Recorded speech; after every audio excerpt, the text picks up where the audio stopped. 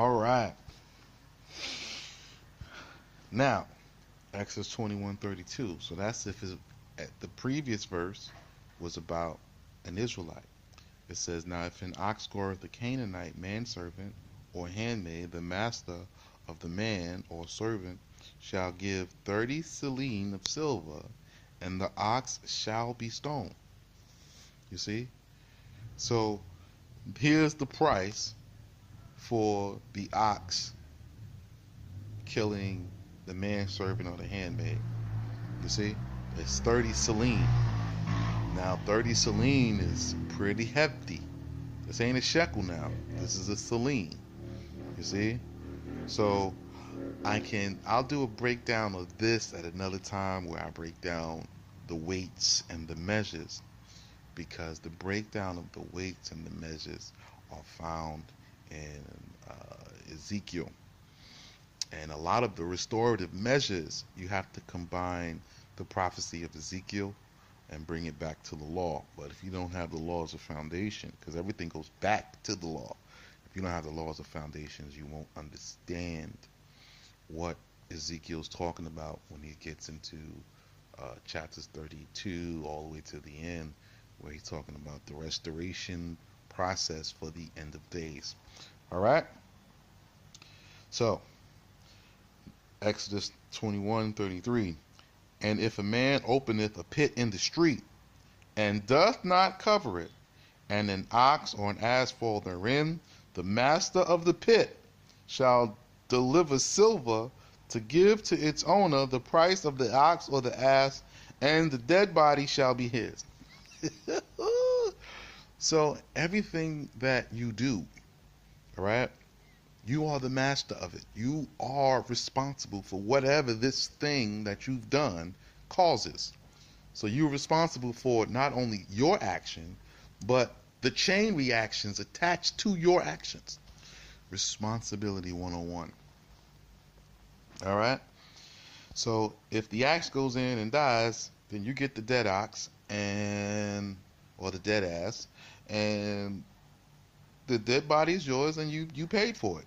You just bought yourself a dead ox because you dug a pit and the ox fell in it. So that's what it is. Okay?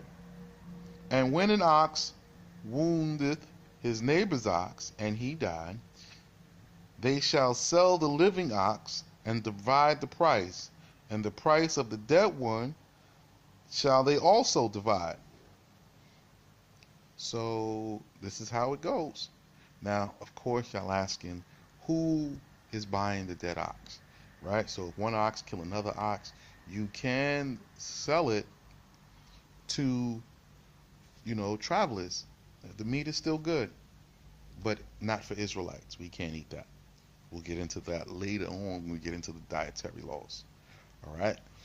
But that meat, because it's a fresh kill, it's just, as Israelites, we don't eat that. So we give that to passers-by or travelers, and, they buy it. So you take the dead ox and you sell that to people, not Israelites, though.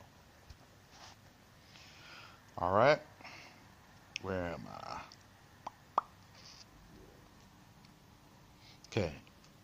But if it hath been known that the ox was wont to gore in times past, and his master did not restrain him, he shall surely deliver ox for ox, but the carcass and the skin shall be his.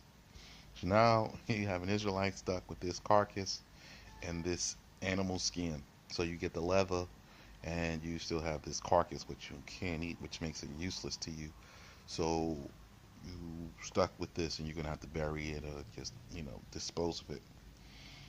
You see, when a man stealeth an ox or a sheep, and killeth or selleth it, 5 oxen shall he make good for one ox, because he hath hindered him from plowing, and 4 sheep for one, because he hath impoverished him by his theft, and not done service by it.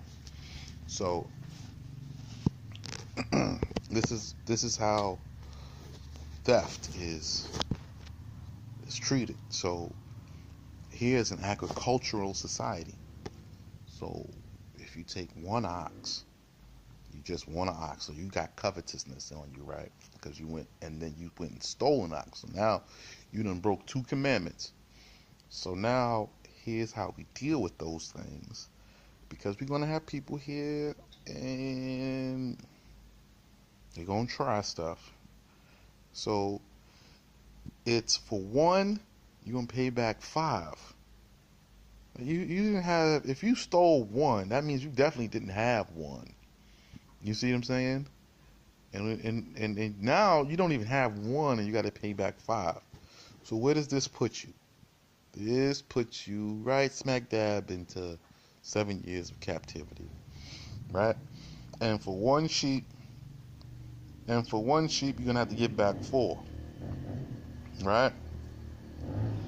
So that's definitely a problem. So now he makes it more expensive to commit the crime. So you don't want to commit the crimes. You don't want these problems because it just it puts you in a ditch, and the ditch keeps going until you die and you bury yourself. All right, I'll be back.